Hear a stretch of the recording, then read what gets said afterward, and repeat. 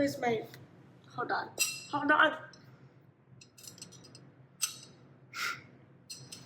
Hi everyone. Welcome back to my channel. This time around, I am going to talk about how to open a brokerage account.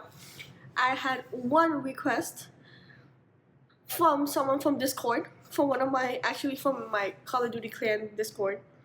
I told them I was going to make a video about a brokerage account, and to be honest, I don't really know much about it, but I did my research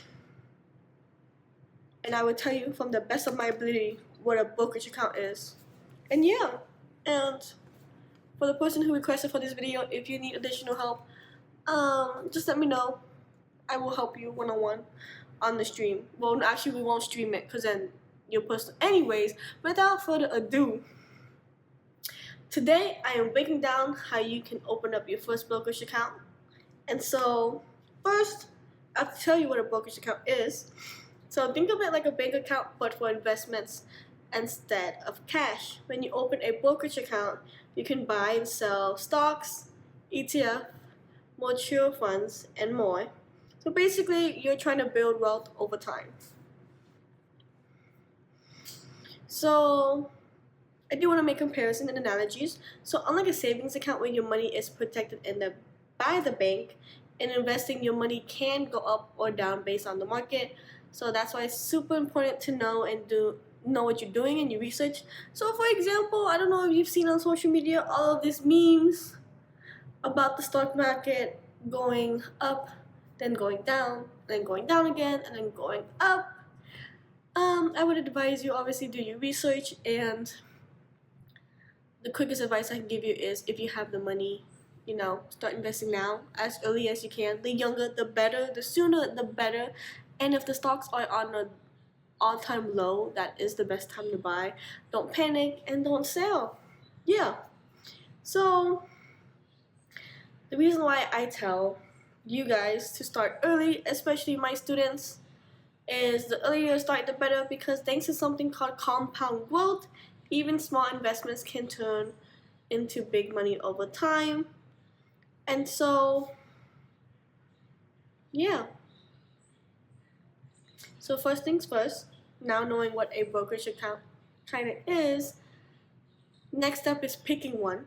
So there are some trusted companies out there like Robinhood, Fidelity, Charles Schwab's, Webull, and I would note, don't look for brokerage accounts that have no account minimum and zero commission training, especially if you're starting small.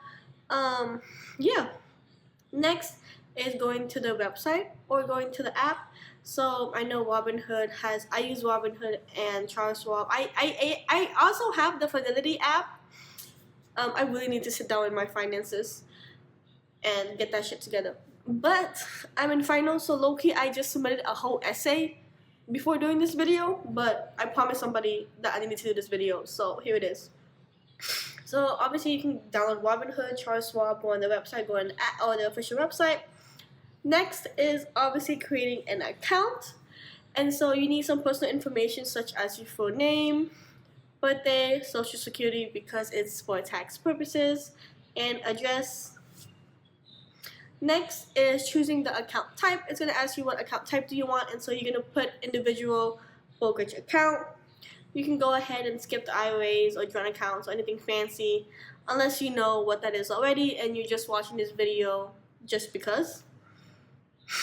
Next, obviously, in order to invest, after you create an account for your brokerage account, you need a bank account. So go ahead and link your bank account, and after you link your bank account, go ahead and fund that money over. And so you can start really small, $10, $50, you can start doing $10 each week or every 2 weeks. And yeah, once your money shows up, you're ready to start buying. Once you upload it into the app or Charles Schwab, you're ready to buy stocks, ETFs, fractional shares. You can buy part. I always compare it to a piece of pie. You can buy part of the pie. You don't have to buy the whole share. And so do your research, search up the company. You do have to stay on top of, general news and things like that. So I'll link that in the bio down below, kind of some of the links that I have been given and resources from other content creators that you could follow.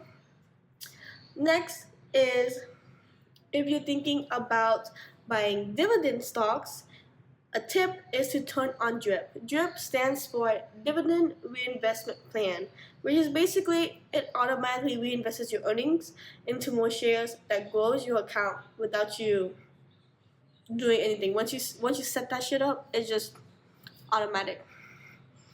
Like them bills you have to pay every month, it automatically takes money out of your bank. But this one doesn't. That helps you reinvest your earnings. Next is a disclaimer, because I know my students watching this, or my Discord, some of my Discord peeps will literally watch this and open a brokerage account as I'm speaking. Finish this damn video.